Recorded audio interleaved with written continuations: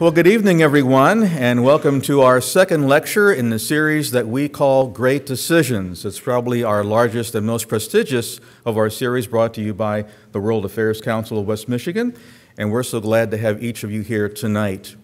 My name is Gary Hauck from Montgomery Community College. It's also my pleasure to serve on the planning committee for this series. We're glad that you're here tonight. How many of you are students or faculty or staff members at one of our university or college members? All right, good. Quite a crew tonight. Individual members of World Affairs Council. Can I see your hands? All right, number. How many would like to be a member of World Affairs Council? All right, we've got a deal for you tonight. You paid $10 to come in. But if on your way out you join us for $10, then every subsequent lecture will only cost you $5. You only pay half price. So we'll have our staff at the table in the foyer as you leave, so please feel free to stop by and sign up. We'd be happy to have you join with us. While you're there, we also are selling tonight the Great Decisions textbook for this series. It's a great tool. It's got a very fair and balanced synopsis of each of our 8 topics and a rich list of resources at the end as well. $20 outside, also at the table. Our sponsors tonight are Warner, Norcross, and Judd, and also Montcalm Community College. Do we have some reps here from Warner, Norcross, and Judd in the room? All right, let's say thank you to them. Appreciate their involvement in making this a very special night for us. And now it is my honor to introduce to you our special guest speaker tonight. Cleo Paskal is no stranger to us. She has at least Skyped a couple times to our company leaders in the area, and for you who have heard her, you know that we're in for a treat. And you'll have your thinking turned upside down tonight. When we think of the environment, we normally think of our impact on it, but tonight, her focus will be on the impact of the environment on us. And we certainly have seen that in the last few weeks with our sub-zero temperatures and record snowfalls and how that impacted school closures and our businesses in a wide variety of ways. 92 inches so far this year in Grand Rapids, when our annual average is normally around 74.9. Incredible. And of course, we're aware of the Thames flooding over in the Great Britain area, and we're told that that's the worst since they began records back in 1766. So things happening all around the world tonight. And who better to address that issue than Cleo Paskal? She's a fellow at the Chatham House in London, associate fellow at Chatham House in London. She's also a consultant for the U.S. Department of Energy. She's on the adjunct faculty at the Manipal University in India. She's also an awarded journalist and author, and speaks literally around the world. She's going to, is it Oman next week? Yes. Where are you? There you are, yes. After you go to D.C. for a while. So she is trekking across the world talking about these amazing concepts. I have actually a book. One of her books is called Global Warming, kind of a play on words from global warming. And we have copies of this for you if you wish to purchase one. They're normally $27. Tonight, they're $10 to you, and you have the author here to sign it for you. We'll have a table set up afterwards for you to get this book autographed, Global Warming by Cleo Paskal. So I think that's all I need to say. I will get out of the way. At about 10 till 7, we'll break for questions and for answers, and at that time, you can make your way to one of the mics, and we'll proceed from there. Please help me give a very warm West Michigan welcome to our special guest tonight, Cleo Paskal.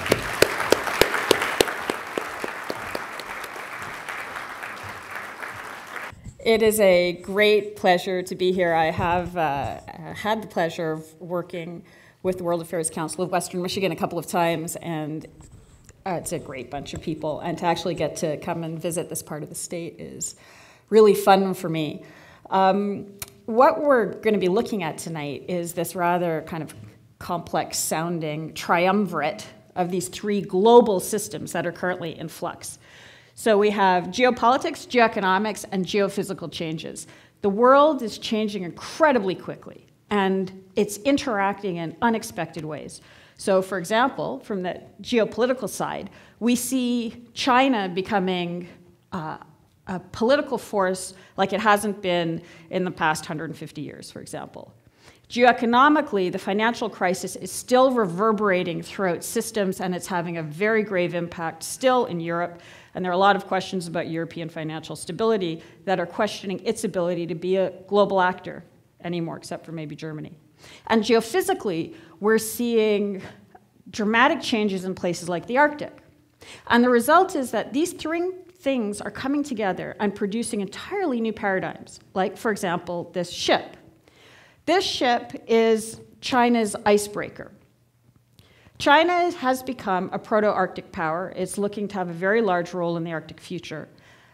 And it can do it because economically it has the money, politically it has the clout to push into areas it couldn't push into before, and geophysically it wants to because of the oil and gas supply in the area is becoming more accessible. So entirely new dynamics are coming up that are affecting pretty much everything at a geopolitical level. Now, this is something, this confluence of politics, economics, and resources and the environment is something that you know quite well in this area. In fact, if you go back to the kind of first settlers that we know of in this area, recently anyway, the Odawa people, they are a maritime people who the word Odawa means trader. So they would go along the coasts of the lakes, gathering resources from the inland and then trading it along the coast. So they used the environment and the resources in the environment to spread themselves throughout the region. And the result was that when the next group came in, the French, they piggybacked onto that economic system and expanded it to their own advantage, which was to get the resources not just into the region but out to Europe. So again, you have sort of the economics and the politics coming together to use the resources in a way that's beneficial for that group. And in fact, this French presence is one of the reasons why this college is here. It's also one of the reasons for the name of Grand Rapids. The word grand in Grand Rapids comes from the French word la grande rivière. So this is still here. This is still part of your history. Moving a little further along in time, you can actually see I'm from Montreal. So at one point, we all lived in the same province of Quebec, and Montreal became a port city for the same reason that Grand Rapids became a big center, because the river was blocked. You couldn't get the resources through the rapids, so you had to portage around them, so a little city built up. In the case of Grand Rapids, your main resource, obviously, was logs. And this is where it starts to get tricky, because you can use the environment, but if you don't use the environment wisely, you can start to have a problem pretty quickly. This is the Great Log Jam of 1883.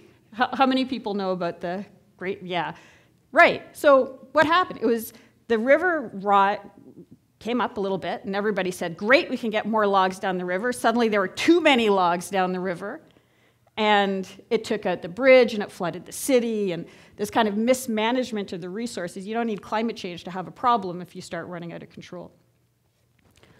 And we've seen it, as was mentioned recently. City still floods. And it's not that it's climate change. You know, there was the Great Flood of 1904, which people will still tell you about.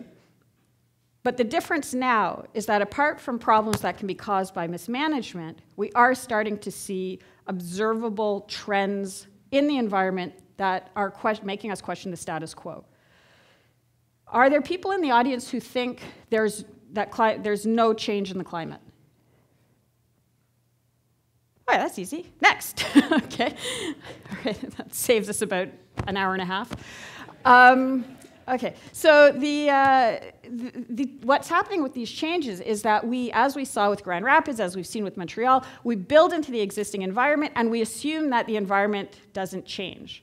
Okay, we might make a mistake or two, but basically the environment isn't going to change. So for example, if you're going to build an airport, you need a lot of flat land, which means you're building it usually on the coast or on a riverbed.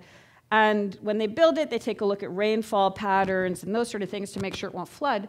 But because all of those things are changing now, the last 50 years of rainfall patterns tells you nothing about the next 5 to 10 years. You're starting to see all over airports flooding. And these aren't minor airports, this is, it's LaGuardia, it's, Delhi, it's Queensland in Australia, and this isn't off on the other side of the world, right? This is us. And I'm just using airports as one example, but you can look at many other pieces of critical infrastructure and see this issue, not our effect on the environment only, but a changing environment's impact on us. And we're making it even worse, because this is the East Coast in the US Gulf. Every red line is a hurricane that's hit the region in the last 150 years. So New Orleans is a city in a hurricane zone. So is New York. You might expect it to get hit by a hurricane. And in fact, when Katrina hit New Orleans, it was a Category 3 out of a possible 5. It wasn't a huge monster storm. It was a bad hurricane. It wasn't terrible. So why did Katrina do so much damage? You got it.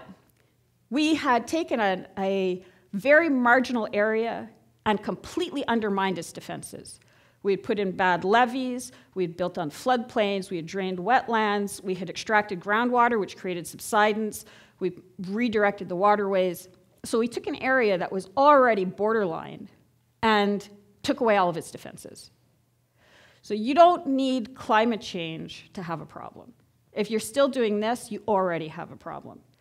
And it's not just a local problem. That picture on the bottom there, this one, that's an offshore rig jammed under a bridge after Katrina. Katrina destroyed over 100 oil and gas platforms and created a global spike in oil and gas prices. And those sorts of disruptions to the system are continuing, consistent and continuing. And it's not going to stop. This is New York, right, Manhattan. And it is, as we saw from the other graph, it gets hit by hurricanes. And you can see it doesn't take much. Category 1 floods most of the south tip of the island. Now it does because that's reclaimed land. This had no natural defenses. We put this out there and assumed it would be fine. You know what? It's not going to be fine. And we're going to have problems. So why do we do this? Why do we, for example, put a nuclear plant in an earthquake zone? Right? I mean, a 5-year-old can tell you maybe not such a great idea to do that. Well, one of the main reasons is because we've gotten very good at distorting, discounting, and disguising risk when we're doing city planning and risk assessments and that sort of thing. And there's a whole range of reasons why. And in the Q&A, if you want to go into some of this, we can. But for example, government guaranteed insurance, like the National Flood Insurance Program, is very convenient if you own a property that's going to flood, but as a nation, it's insane. It puts your critical infrastructure in extremely dangerous locations, knowing they're extremely dangerous locations, which is why the private sector won't touch it.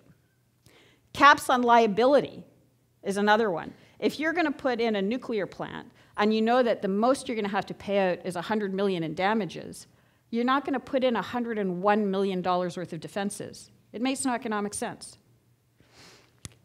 Self-insurance through cut-and-run front companies, similarly. You remember the BP rig blowing up in the Gulf? Do you remember that? A few years ago? Yeah. Nobody would insure that rig. Private sector wouldn't insure it. The government wouldn't insure it. So BP self-insured that rig. And using a structure that theoretically would have allowed it to essentially cut the loss, cut off the company and declare it bankrupt. Completely distorts the risk factor. And of course, in that context, there's widespread use of externalities in the calculation of risk anyway. So using all of these factors, it becomes economically completely logical to put a nuclear plant in an earthquake zone. And unless we deal with some of these when we're looking at how we do our planning and assessments, we are going to keep having these sorts of problems. Now, we've been looking at how our physical infrastructure has become disconnected from the environmental reality that was sustaining it, right? How, physical places are flooding. But something that is also really interesting is that a lot of our legal infrastructure governs the real world and assumes the real world won't change. So for example, the UN Convention on the Law of the Sea. How many people know the UN Convention on the Law of the Sea? Yeah, that's interesting. The UN Convention on the Law of the Sea is the international regime for governing maritime boundary disputes. The only major country in the world that isn't a signatory is the US, thanks to some senators from some of the landlocked states. The rest of the world operates under this regime. And the basic premise of this regime, for the use of tonight's discussion, to make it easy, is if you have a nice rectangular country, you get a 200-mile exclusive economic zone off of that. So for 200 nautical miles, the fish are yours, the seabed rights are yours. That is yours to exploit economically. The assumption in the law is that your coastline won't flood and retreat. Because if it does, what happens to your 200 miles? Does it retreat along with it? And there are a lot of countries that have very porous coastlines, like Bangladesh, which can very easily retreat a substantial amount and potentially affect the entire regime. Similarly, there's another bit of the law that says most countries aren't lucky enough just to have 200 miles to go straight up. Usually you're facing another country. And if you're facing another country, you kind of split the difference. If you're 80 kilometers apart, and I apologize for my Canadian English, then you each get 40 miles either side. Okay, fine. So what happens if half of it goes? Does the equidistant point shift over? Now, this is not abstract. Let's take a look at the US-Cuba maritime border. The US is not a signatory to the UN Convention on the Law of the Sea. Therefore, it has a bilateral agreement with Cuba that's renegotiated every few years. The border is determined on the equidistant premise. This is the border. Okay? Here's Cuba. Cuba is relatively mountainous. As a Canadian, I can go there for beach holidays. I can tell you, very nice place, high mountains. The Florida side of the border, this is the equidistant point, is the Florida Keys. Okay, who's been to the Florida Keys? Very lucky people. It's a very beautiful place, and it's basically a sandbar. So it's not going to take a lot of heavy storm activity or sea level rise to potentially have to abandon some of the keys. So the question then becomes, okay, this is all hypothetical, but it's a way of thinking through some of these problems, right? So if some of the keys go, what do you have here? What's there? The Everglades, right, which is already underwater, right? So technically, if you're moving, if you know, this goes under, parts of this goes under, your border shifts up, does your equidistant point move as well? It's not covered by the law, and when you don't have clarity in the law, things tend to go to politics, and you don't want them to go to politics because from then they can jump to something a little nastier. And it's not, who knows, by the time this sort of thing happens, who knows what sort of government will be in Cuba, for example. But already the Russians are drilling for oil and gas in Cuban waters, and it won't just be Cuba. There'll be other interests at play, and it wouldn't be a direct bilateral thing. It might be the sort of thing where they go, the Cubans go, for example, we'll give a little bit on this if you give a little bit on that, and we'll resolve it another way. Basically, it gives another card to play through lack of clarity. There's another bit of the law that says that if you have an offshore island, it deviates your border. And in fact, an island on its own, an inhabited island on its own, can get a 200-mile safety zone around that island. This is becoming a big issue now in the South China Sea. You hear a lot about the South China Sea and the little islands in the South China Sea and how they're anchoring huge claims. Well, it's useful to see the size of some of these islands. Okay? Now, in order for them to get their 200 miles, they need to be habitable. And so these are some very unlucky Chinese soldiers that have been posted there to prove how habitable these huge islands are. Now, clearly, it's not going to take a lot of sea level rise or storm activity or erosion or many other things to make them sort of submarine bases as opposed to this kind of base. And there's a lot of tension in the region already. So, for example, the way the claims work, each of these little square boxes are claims from those neighboring countries. So Brunei claims this, Malaysia claims that, Indonesia claims that. The big red line is what China claims. So the premise sort of seems to be, you know, if it's got the word China in the name, then clearly it's ours. And China is pushing in the area. It's pushing very hard. So recently, in November, it declared an air defense identification zone over the region. Did you hear about that? Yeah, okay. Now, it overlaps with Japan, but it also overlaps with South Korea. And clearly, what China was doing was testing. And who it was testing was the US. And the US flew 252 unarmed B-52 bombers, issued a few press releases, and then didn't say anything.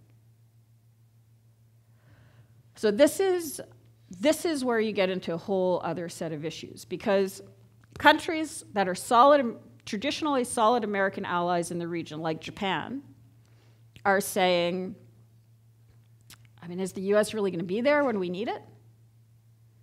And they're coming to the conclusion, maybe not. And so they're looking around for different alignments outside the US sphere. This is a sort of map of conventional missile range out of China. So if you're a conventional strategist and you're looking for allies, your enemy's enemy is your friend sort of thing, Japan's been looking around. Because of Japanese history, it doesn't actually have a lot of friends in its immediate neighborhood. But the friend that it has found, potential friend that it has found, is India. India has similar problems with China, but India needs investment. So India has essentially said to Japan, we feel your pain, but we need investment, and China has money. If you invest in us, we'll think a little differently. So if you follow the trends of Japanese investment in India, they've risen dramatically, like billions in the last couple of years. And the Emperor of Japan made his first visit in 50 years to India a few months ago. Shinzo Abe was the guest of honor at Republic Day last month in India. So the lack of, this is a very key point, lack of US engagement doesn't now just means people are rearranging without the US. The US doesn't come into the conversation anymore.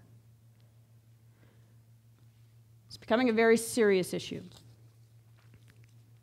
So back to our UN Convention on the Law of the Sea, we know that an island can anchor a 200-mile exclusive economic zone around it. And we've heard in the news, whole countries are going to disappear. Tuvalu is going to disappear. Kiribati is going to disappear, that sort of thing. And they are countries, they're atolls, so they're this sort of elevation, maybe 6 feet above sea level. And it doesn't take 6 feet of sea level rise to wipe them out. All it takes is salt water getting into the groundwater. That'll kill the vegetation. The vegetation is what's holding the sand in place. A few big storms, and it becomes uninhabitable. So what happens if Kiribati needs to be evacuated or Tuvalu needs to be evacuated? This was the question, does it legally cease to exist as a country? Does it lose its seat in the UN? Do the waters become international waters? We think of them as small countries because they have very small populations and small landmass. But we know one little dot gets 200 miles. So when you look at an exclusive economic zone map of the Pacific, you see that a country like Kiribati, independent country, the whole thing, has a whole complete population of 100,000 people. I don't know, what's Grand Rapids? Yeah. Bigger. Okay. So you could be an independent country if you're in the Pacific. But because of the way the islands work, it has an exclusive economic zone the size of India. Massive exclusive economic zone. That means massive fisheries, massive seabeds, and a lot of strategic positioning. Let's just talk about the Pacific very quickly. This is the map that we know of the Pacific, right? And if you're trying to find Kiribati on this map, it might be over here, it might be over here. It's clearly so unimportant that they've kind of split the map and pushed it off to the sides. But that's not the new century. The new century, this kind of Asia-Pacific century, is more a map like this, where you've got huge growing economies in this area, potentially growing economies here. The US is still strong. You're seeing a lot of Africa to Asia trade. So those little islands are actually on the center of very big transshipment routes. Already trillions in trade are running through that region. Highly geostrategic location. A lot of US bases, a lot of French bases. This is not the edge of the map anymore. And changing the way that we look at things is going to involve first acknowledging that we have certain sets of prejudices that need to be challenged. So they're kind of what I like to think of as geopolitical articles of faith. Right? They're things that we believe without even necessarily realizing we believe them, but they affect the way we do our analysis. So it's sort of like, a Buddhist, an Anglican, and a Catholic walk into a strategy meeting to talk about how to get to life after death. Right? They all want to be good people. They all have different ways of being good people, even though the goal is the same. So understanding what your preconceptions are, and in many cases, if I have a disagreement with somebody, it's because I disagree with them about, and I'll show you a list, one of these very few topics. There are very few things that when you get right down to it, people will disagree with on geopolitical issues. And I'll run through the list, and we can go through any of them in the Q&A afterwards. So first is, Western culture is exceptional and the epitome of development. That's kind of the Robert Kaplan school of analysis.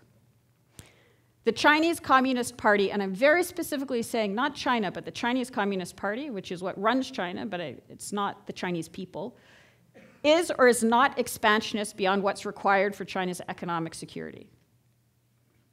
The Chinese Communist Party is or is not committed to current international systems. These debates come up a lot in various forms. China's economy will grow, stagnate, or collapse by 2024. I use 2024 because it's 10 years. It's not that far away. It's 10 years away. And it's the length of time of a Chinese Politburo member. Xi Jinping is going to be president unless something happens to him until just about that time. The euro will or will not be used by the same nations that use it today by 2024. India will or will not be more than a regional power by 2024. The US dollar will or will not be the global reserve currency by 2024. That's a big one. Wahhabi or Khomeini extremism will or will not be a major global destabilizing factor by 2024. The price of oil will spike, drop, stagnate, fluctuate, be stable. What's going to happen to oil? And of course, environmental change will or will not have a major effect on economic growth, stability, and infrastructure by 2024. Depending on what you think about these things, you're going to look at the whole world through a very specific prism. And we see it not just in individuals, but in countries. Countries think very, very differently. And if you sit down and negotiate with a Russian, you have to understand what their point of view is if you're going to get anywhere. And there's a really interesting WikiLeaks document that summarized an exchange between Gazprom's director of foreign relations and the US delegates on what were Gazprom's corporate priorities. This is September 19th, 2008. Does anybody know what happened about a week before that? Lehman Brothers collapsed. Okay? So the Western economic system is teetering on the brink, and you have American corporate interests going to Moscow to ask Gazprom what their corporate interests are, corporate priorities are. So the Russians said, our corporate priorities are to fulfill the gas needs of domestic, industrial, and residential consumers, and to fulfill social obligations, which include a variety of, in effect, charitable projects in the country. Basically, we're going to use the gas, at least in part, to keep our population quiet and happy. So the Americans said, yeah, but you're a corporation, right? So what about maximizing shareholder value? And the Russians said, oh yeah, I forgot, actually, we have another priority, and that's maximize control over global energy resources. So if you have a policy like that, sometimes it's contained to just one sector, sometimes it's not, sometimes it's an outlook. And if you look at Russia's food policy, for example, you see the same thing. In 2010, this is before the fires, Russia declared a national food security doctrine where they said, for example, 95% of all grain eaten in the country would be produced in the country. And what that meant was when they had fires that summer, they banned all wheat exports, which created a ripple effect that led all the way through to Tahrir Square. And they said very bluntly, foreign trade policy must be developed in compliance with the food security criteria. This is not WTO. This is a whole different way of interacting with the economy. In effect, they're saying food, a bushel of wheat isn't a commodity, it's a strategic asset. And we're going to treat it like that. So it's capitalism, but not quite as we know it. And in a very reductionist way, some countries are kind of playing monopoly, commodities, and some are playing risk. We're looking at strategic assets. Very, very different approaches. The same is true for the way that we look at classical geopolitics. Now, this is, if you've had to study geopolitics, you had to study this, probably. Who knows Mackinder and his heartland theory? Oh, you're blessed not to have to know this. This has been the dominant geopolitical... Kaplan, in Revenge of Geography, refers to Mackinder repeatedly. And the premise is that if you control Russia and Eastern Europe, this is ICC, so this is like a wall, then you can control the world. Okay? This is still the dominant strategic outlook in a lot of the world. Now compare this map of that region to the new Chinese map of the Arctic. The North Pole is kind of here, right? So as far as they're concerned, that icy wall is gone, and it's just about routes, just about their trade routes through the Arctic. Things are changing very quickly. Now, quickly to the Arctic. So why is China so interested in the Arctic? Well, these are projected undiscovered oil fields. These are projected undiscovered gas fields. There's estimates of about 25% of undiscovered oil and gas fields in the world are in the Arctic. The ice is retreating. It's retreating mostly from the Russian side, not the Canadian side. So when you look at the trade routes, you hear a lot, just because of our political stuff, about the Northwest Passage. There's the Bering Strait. This passage, it's not clearing up as quickly as this, the Northeast Passage, or the Northern Passage through Russia.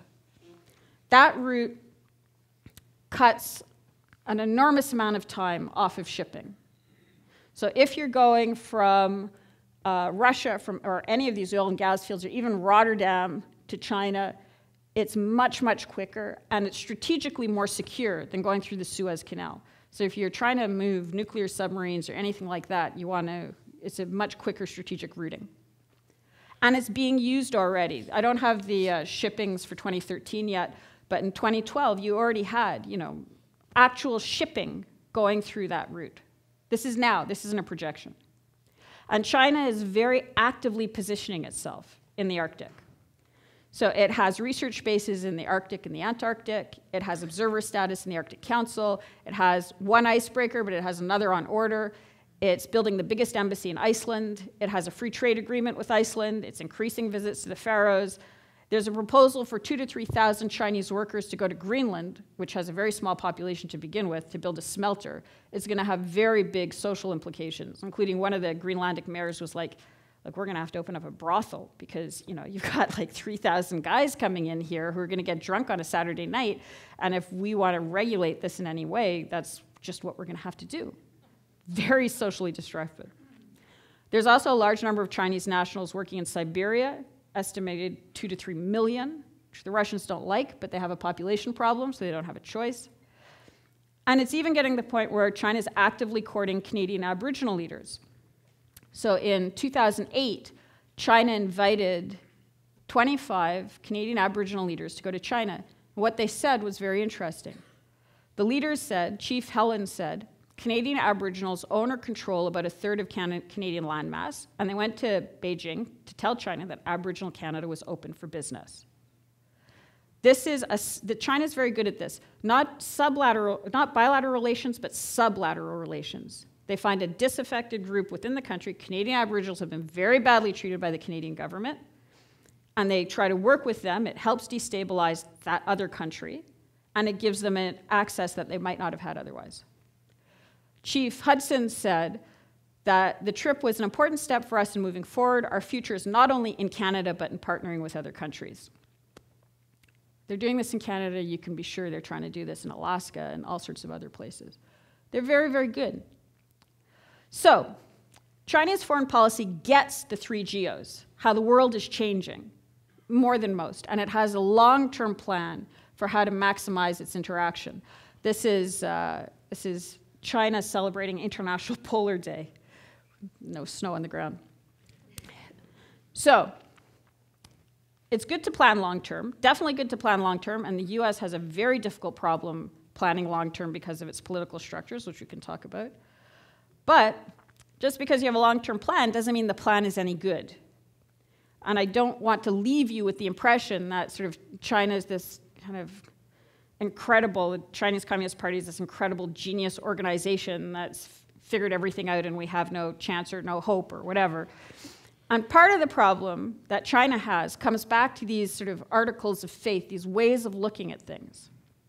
And you see it very clearly in their engineering projects. So they're currently building one of the largest hydro engineering projects in the world, which is a canal to bring water from the south. It's actually a series of canals from the south up to the north. You'll, of course, be able to see it from space because it's China. Now, there are a lot of problems with the canal. And the problems stem from the ideology. So this is a quote from one of the engineers involved in building the canal. He said, "I don't feel we're conquering nature. We think nature itself isn't very fair. God isn't fair. Why is that? He's given southern China so much water, but given the north so little. It's good land, nice flat land up there, but it's got so little water. So we say, as God isn't fair, we're trying to balance out God's unfairness." So as King Canute could tell you, this sort of stuff does not work out very well. And they are starting to have problems, serious problems. So who's been to Shanghai?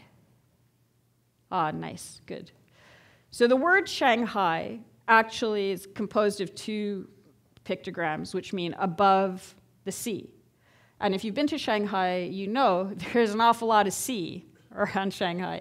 And as the word implies, you know, you'd have to be standing there. There's a lot of sea, and you go, you see that bit over there, that bit that's not the sea, that bit that's above the sea, that's Shanghai. And if you look at a map, a satellite map, you see that physically, Shanghai is a lot like New Orleans. It's in an active delta.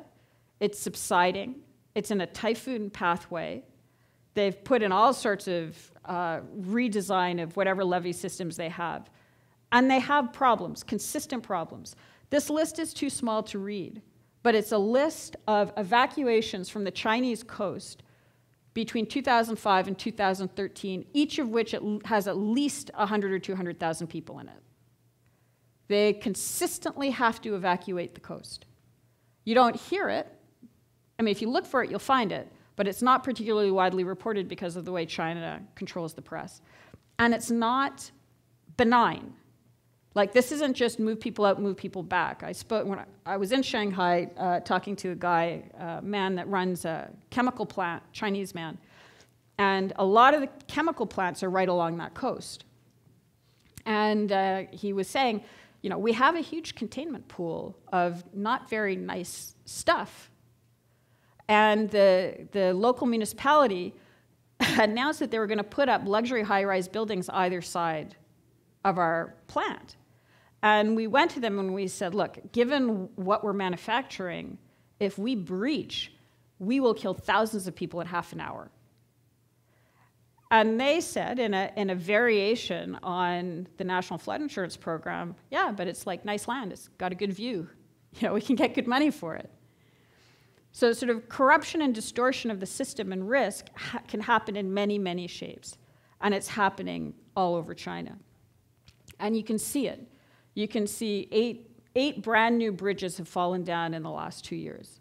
Their high-speed rail crash of about a year and a half ago was so embarrassing, they literally quickly buried the train. I don't know if you remember that. Yeah. And brand new buildings are just falling over. Right, this is out of Shanghai. Now, this is a well-built building. It didn't break when it hit. But they have literally lost track of the foundation, that environmental foundation that's supposed to support their economy and their political structure, as have we all. So if we don't start to take all three elements, the environment, political change, and economic change into account, we are also going to just fall over. Thank you.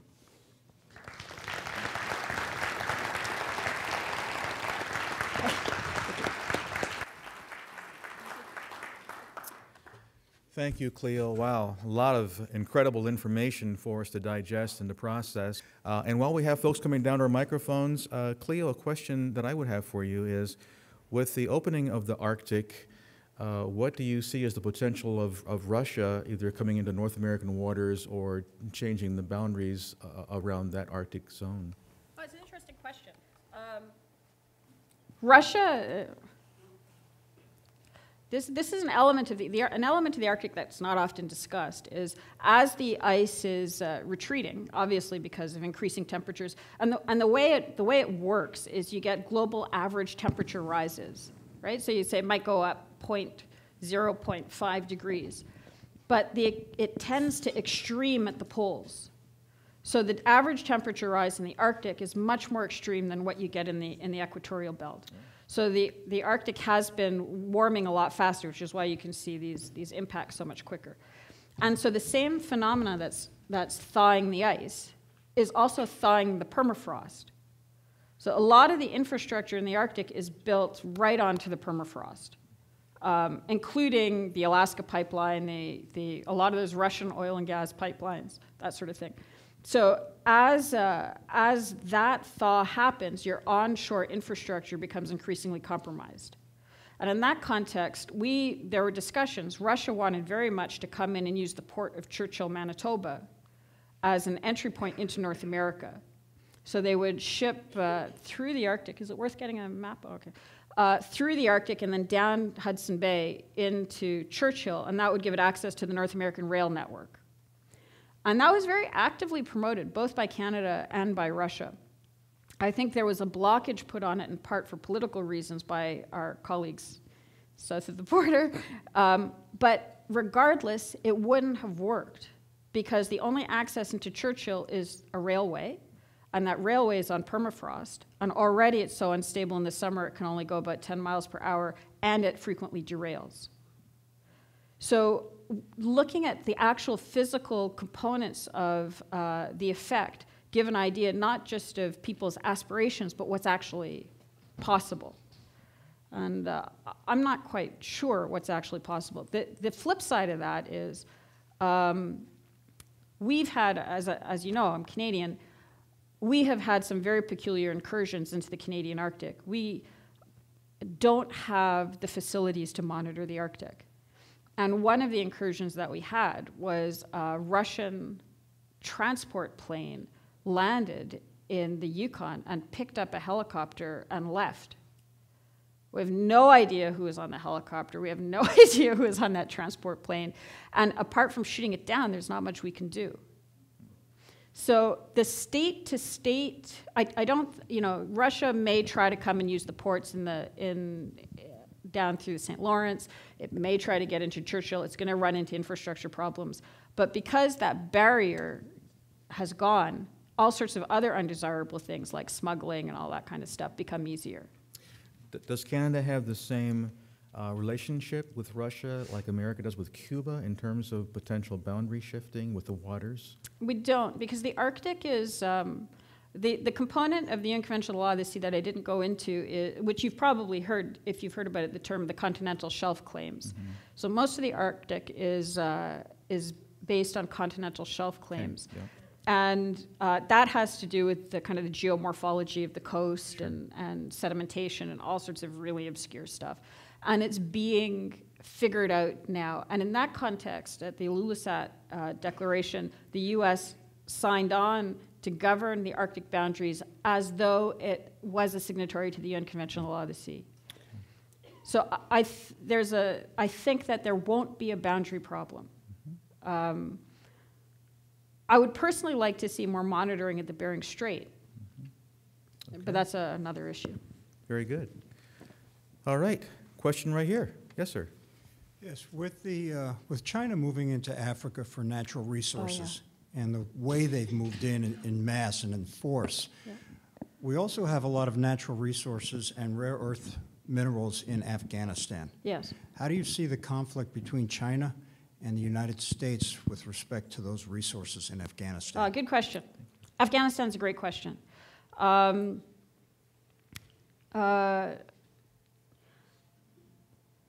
lot depends on what the U.S. is going to do in terms of trying to continue to guide Afghanistan's future. So there are options for Afghanistan. I was at a meeting in November in India, and the keynote speaker was Hamid Karzai. Now, Hamid Karzai did his master's degree in India. And in the city that we were in, Pune, there are over 4,000 Afghan university students. And in India as a whole, there are tens of thousands of Afghan university students. The cultural links between the two countries are quite strong. And Karzai was saying, we want more Indian involvement after the US withdrawal. The US position, and in fact, the university that I'm affiliated with in India signed an MOU with the Afghan government to help the Afghan government set up a state university system. That seems to be being blocked by the US, because the US is sort of saying, well, if you're going to put in a university system, we want to be the partners.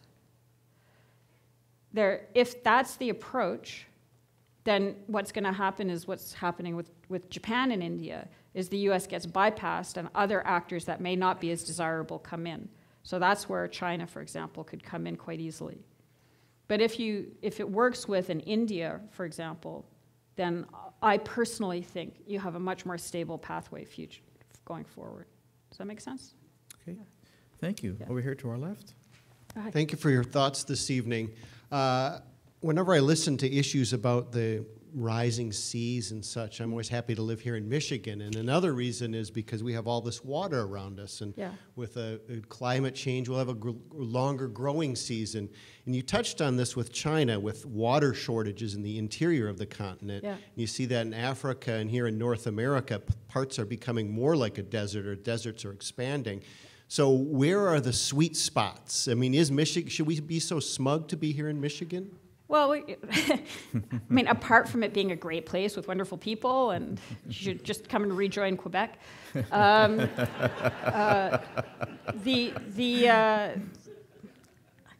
problem is that we, as you saw from the very first slides, we have built our infrastructure into the existing environment. So any change to the environment is, per force, going to be a problem. Not because the environment is problematic, but because we built for a different set of conditions.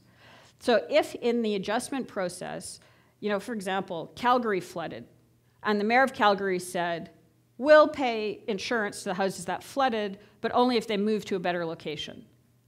So if there's an adaptation process that moves along to move some of the critical infrastructure into safer locations, then the elements that are here are very positive. Water is, do you know that, have you explored the term virtual water? Do you know this? No. This is a discussion that is getting louder and louder. There are a lot of countries that have water supply problems, like China. When you sell food, you're basically selling packaged water. It's food that they can't grow because they don't have enough water, especially things like beef. So China's not going to have big, huge ranches because it doesn't have enough water to have big, huge ranches.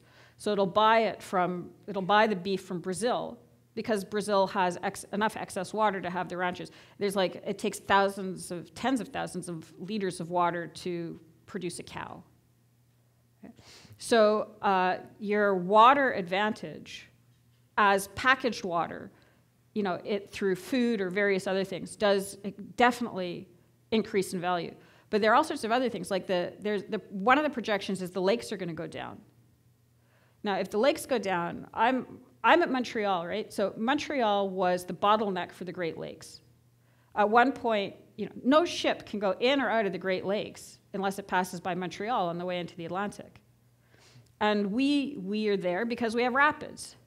The rapids were bypassed by building a canal. That was bypassed by putting in the seaway, the St. Lawrence Seaway. But every ship that leaves here that's going out to the Atlantic passes through our St. Lawrence Seaway. And as that level goes down, if that level goes down, there's less shipping traffic that can pass through, less sorts of ships that can pass through. I mean, you can do dredging and all that kind of stuff as well. But the changes are incredibly complex. And anticipating how different components of that might affect you and might give you advantages that you can take advantage of and disadvantages that you need to avoid takes getting a very interesting group of people around the table, some people that may not normally be included, like hydrologists or shipping experts or that kind of thing. Very gracious answer. Thank you, Cleo. Right over here. Yes, thank you. Excuse me. You didn't talk a lot about corporations and their influence in the global economic system, especially in terms of environment.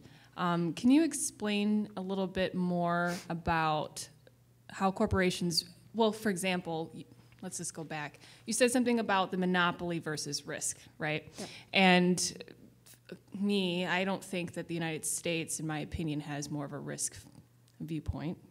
But obviously, we have the monopoly viewpoint and how that plays a role in how we facilitate our global agreements with, say, Russia or, say, China.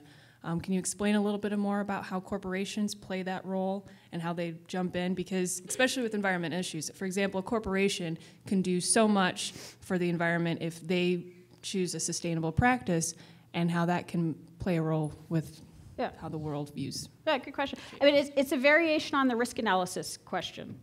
And part of the problem is the time frame of the corporate structure. So if you're dealing with a corporation that has a 3-month, like a quarterly reporting time frame, its options are kind of limited. And that's how you end up with things like the credit default swap crisis. From the point of view of getting quarterly bonuses or annual bonuses, selling loans to people who can't afford them makes perfect sense. In the same way, if you have that short-term perspective, abusing the resources and not replenishing them makes perfect sense. Right? So there's a variation with the corporations. Some corporations have a longer-term time perspective. Some just can't because of their reporting procedures. It's not going to change. However, there are some great people in corporations out there, but if they're considered, if what they're providing in terms of like corporate social responsibility is considered a luxury, it's going to be the first thing that's cut when it comes to hard times. So for me, the response to dealing with the kind of Western type corporations has to do with having accurate accounting of costs, right? The problem isn't not enough, the problem isn't capitalism. It's not enough capitalism in terms of actually understanding what capital they're using and the cost of that capital. Capital in terms of the value of the resources and that sort of thing. So for example, right now, water is considered free, right? Nobody pays for water, but water has a value and it has a cost. And it's not, and unless you use energy to desalinate or whatever, you can't get it again. So unless there's, if you put in place an accurate value for water, you get a completely different set of accountings, which might lead to much more interesting kinds of solutions. But just on the topic of corporations, the corporations that I actually look at more are like the Chinese state-owned companies who have the potential to have a longer-term time perspective, but as our colleague asked about Africa, are doing like the most horrific, astounding stuff. And there's no accountability to it. And they're starting to get into trouble because they're going into Africa in such a heavy-handed way that Africans are protesting, and the Chinese managers are shooting the African protesters. So I don't know if you saw this, but one of their solutions is CITIC Group, which is one of the largest state-owned companies in China, has just hired Mr. Prince, formerly of Blackwater, to be their new logistical guy for Africa. Right? And his job is going to be to make sure that, you know, if the Africans are getting shot, they're not getting shot by Chinese. Right? So there's a lot going on in the kind of resource extraction sector that's outside of the Western remit. That's also not so great. That make sense? Yeah, I was just thinking of terms of power. Yeah. Terms of who's really controlling what and how that's facilitating geopolitical. Yeah, yeah. But also, I mean, you know, we have a lot of kind of the corporations or the tail that wags the dog of the U.S. government sort of thing, and with lobby groups and all that sort of stuff. That's definitely a factor. But in China, it's overt. Like, these are state-owned companies, and sometimes it feels like it's actually a company-owned state, you know, in certain areas. So we have a whole range of problems to look at on that. Yeah. Thank you. These are all good questions. Mark, do we have one up there on top? I forgot to mention that Mark's got a roving mic here as well, so you can wave your hand at Mark and he'll get that to you. Yes, sir. I'd like to continue along the thought process of China. A recent J.P. Morgan study or report shows that China GDP debt ratio is approaching 300%. Yeah. Since you have this kind of government-owned company or company-owned government system, whatever you want to call it, yeah, there is some concern that this kind of out-of-control ratio may cause a collapse of the Chinese economy and in turn bring about a global economic collapse. Mm-hmm. What are your thoughts, or what do you see? There are a lot of steps along the way. First of all, I don't trust any of the Chinese numbers. But even with that, you are definitely seeing a big increase in debt. You're seeing all the ghost cities. You're seeing huge car sales with no commensurate gasoline sales. You know, a lot of very peculiar stuff going on in the Chinese economy. And China, not being a democracy, doesn't have the safety valve of elections. And it's such a heavily controlled country in terms of, say, one-child policy, that their justification for existence is growth. And if they don't deliver growth, the party has a problem. But there are two other components. One is, if you have Chinese friends, especially older Chinese friends, the memory of the Cultural Revolution is still very strong. And the fear of chaos is, people know people who die, starve to death, sent to, you know, they don't, chaos, you know. And the question is, okay, if the party collapses, what could replace it? And the only other national level organization is the military. And of course, there's a lot of linkages. So Xi Jinping is both in the party and in the military. So if things get really bad, you know, can you almost do like BP's cut and run front company, and the military says, we're going to come in and clean up corruption. We know they've been bad, but you know, whatever. And so from a strategic perspective, the idea, there's a big debate, I didn't put it on the list, of whether a strong China or a weak China is better for global security. Because the other thing that they're going to do, and they're already doing now, is if they start going down, they're going to whip up nationalism. Nothing unites a country like a little bit of nationalism. So it's the questions are great questions, and I don't know what the answer is. We're in an incredibly volatile time. But asking the questions is really important. We don't just want to blunder into something because we didn't think about it. Okay, thank you. Right here? I'm sorry, you got a question? I got one question that was texted okay, in. Yeah. What geopolitical doctrine has the most potentially disruptive impact on the U.S.? That's interesting. Who read, this year happens to be the 20th anniversary of Robert Kaplan's The Coming Anarchy. Has anybody read it? No. There is this, it was highly influential at the time. There were 3 articles at the time that all the diplomats read. That article, when it came out, was faxed fax, remember faxes? Was faxed to every embassy and consulate in the US system. And it started in Sierra Leone. The article started in Sierra Leone and said that this combination of environment, overpopulation, disease, and weak states was going to destroy the world. And I was just at a conference. I came here from Waterloo, Ontario, where we had a conference on the lingering implications of this article.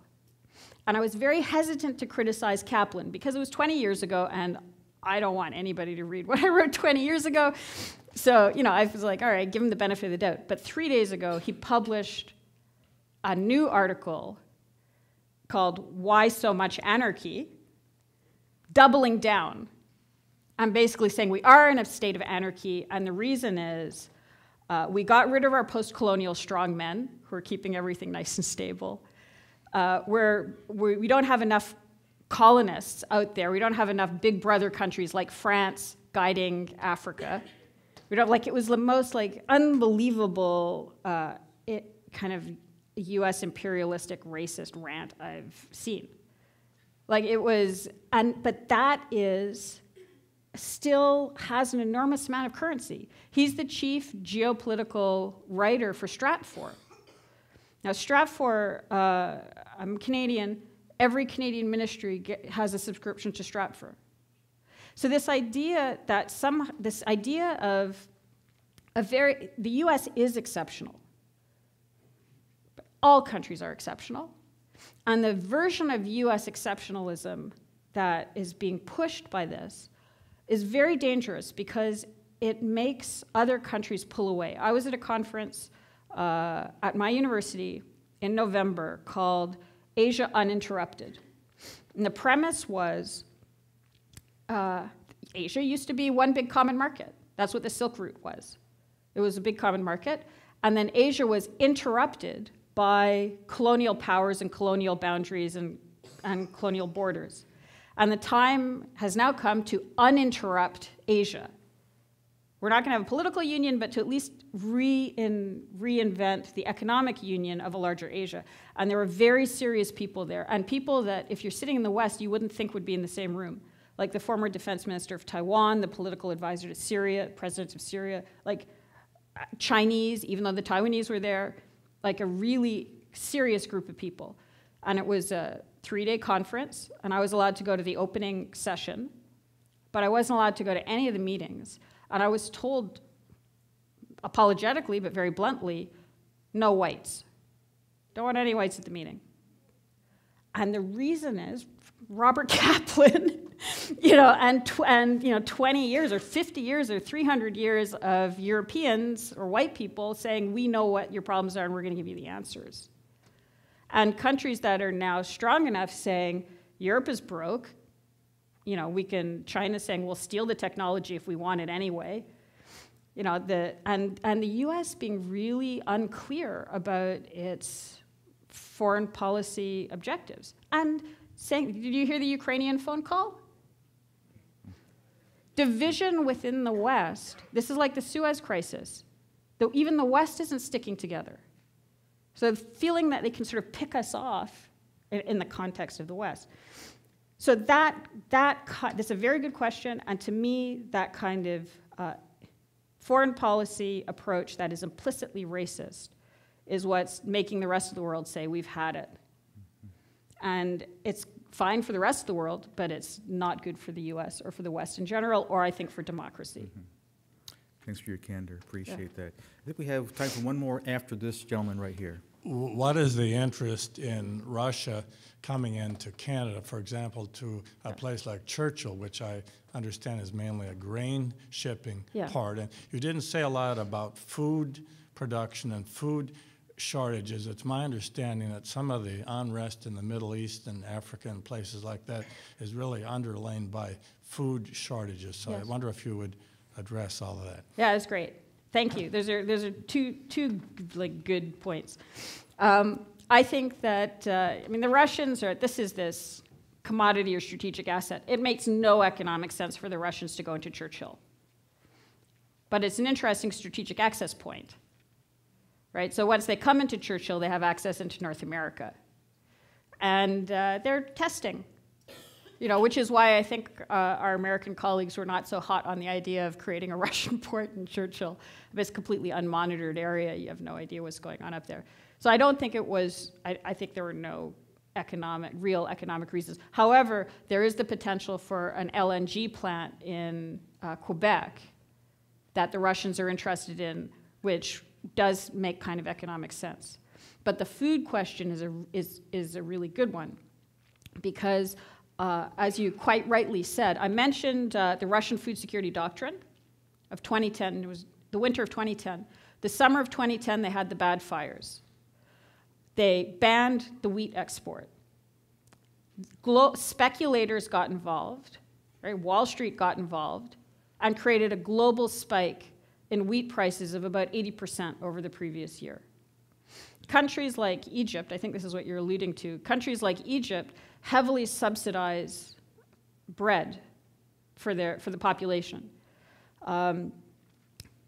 for the same reason that they subsidize gas in Russia, because they have to keep the population as quiet as possible. Mubarak subsidized bread. But the spike was so big, 80%, that they couldn't absorb it all.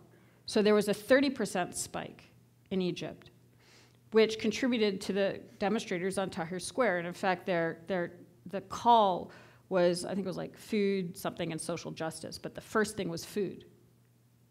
And one of the things that brought down Morsi was talking about taking off the subsidies completely. So at the urging of the IMF. So he lost any of that constituency because he came in saying the Muslim Brotherhood guys, we're here for the community, we've been helping the community, and then that sort of completely discredited him. But it doesn't stop there, because if you look at the Nile, right, the Nile runs through 6 or 7 countries, and Egypt's right at the end. And Egypt uses about 80% of the water based on a colonial treaty. And Ethiopia, which wants to produce more food, doesn't have enough water and wanted to take water out of the Nile, and has been consistently restrained from taking water out of the Nile by a strong Egypt. But as Egypt became weakened because of the political turmoil, almost immediately after Mubarak went out and this turmoil came in, Ethiopia announced a mega dam on the Nile. Right. For, in part, food security reasons, for agricultural and for hydroelectric reasons. That dam may or may not be partially funded by China, but Ethiopia is now seen as being the most stable of the countries along the Nile, including by the US, in part because it's majority Christian, which also feeds into the relationship with Egypt, because under Mubarak, they used the Coptic population in Egypt to have a back channel to Ethiopia. And when Morsi came in, that got cut. So once you start pulling on that thread of food, the ripples just explode all over the place. And one of the things that I've talked to people in my country about is, if you want a solid strategic relationship with another country, right now it's not about bases, it's about guaranteeing a certain amount of food at a certain price over a long period of time. Just taking out the market factor. You don't have to sell it cheap, but just guarantee the price so that Egypt can budget. If it's going to go up and down, it keeps wrecking its budget, it can't plan. So food can be used, they see it as a strategic asset. If we see it as a strategic asset, we can use that to advance our alliances globally. Yeah. Okay, thank you so much. Mark, do we have one last question? Yeah, we have 2 last questions, okay, both received via text. The first is, what is the most important next step for the United States regarding the environment to remain an international power economically and politically? Accurate calculation of risk. Bring in the insurance sector, bring in the city planners, bring in, the problem is very fundamental. The NIC put out an estimate that that National Intelligence Council, that they're a little bit fuzzy on the numbers, but there are a substantial number of US military bases that are at risk of flooding. So during Katrina, for example, Keesler Air Force Base went underwater I mean, that was a base that was supposed to help with the evacuation in the case of a hurricane along the coast, and it became a location that had to be evacuated. Okay. So before you can help others, you got to help yourself. You know, before you put your mask on the child, your oxygen mask on the child, you put it on your mouth. So if the U.S. wants to innovate in this area, there's a lot of room for it. You know, and it's not just energy technologies. It's flood defenses. The U.S. Army Corps of Engineers, very smart bunch of people. They can help to create security. You know, the financial sector is very innovative. If you have a leash on them, they can produce products that help to create more stability and security. But if you don't do that, this death by 1,000 cuts of floods, tornadoes, heavy snowfalls, you know, is just going to keep going, and the cost is going to mount, and the country is broke. You know, so it affects the individual, it affects whether you can resell your house, but it also affects the state in terms of money that can be allocated to other projects after every disaster. So I would say looking at securing the physical infrastructure and growth we calculate growth just by growth, but now you have to calculate growth by factoring in loss.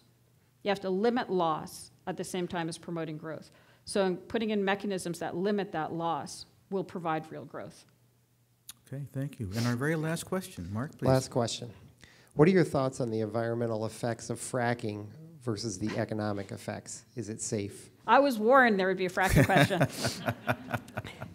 I'm not a fracking expert. And the other question I was warned about, which you didn't hit me with, was the oil sands. You're being very polite. My concern about fracking ties into the question we had before about water and some of the other issues. I'm not sure there's been I think an energy-independent U.S. would be very helpful, okay? And there are, I was at the Munich Security Conference, and they were talking about energy issues, and the German minister said that U.S. fracking, success with fracking and low gas prices is the greatest threat to German industry in the world. Okay? So there are a lot of different ways of looking at it. If the U.S. has low-cost energy and can manufacture affordably, then you know, that would be helpful for the U.S. This isn't the only energy, and I'm not so sure it's low cost.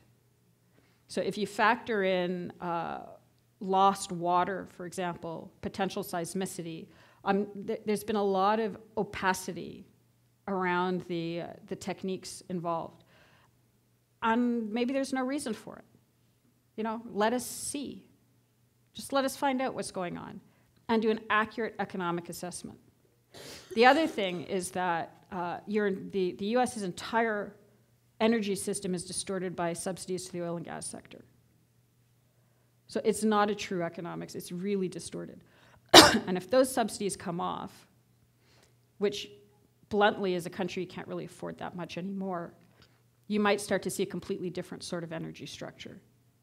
You know, then efficiencies start to become a lot more sane, renewables, different sorts of grids, that kind of thing. So for me, fracking kind of fits into this matrix of a really opaque and artificial energy economy that you can't afford anymore. You can't afford to waste money in areas that are distorting the rest of your economy.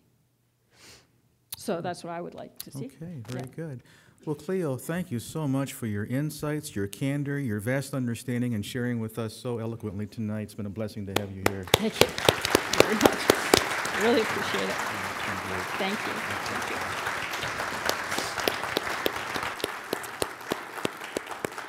And we have a book table set up in the foyer. And again, we're going to make this available to you for $10, Global Warring. If we're going to let you go ahead and leave right now so you can get back there to shake some hands and sign some books.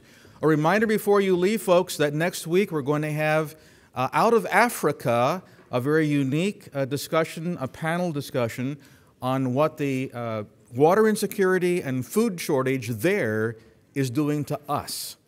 So you want to come back for a very gripping conversation on that next week, same time, same station. Be warm, drive safely. Take care.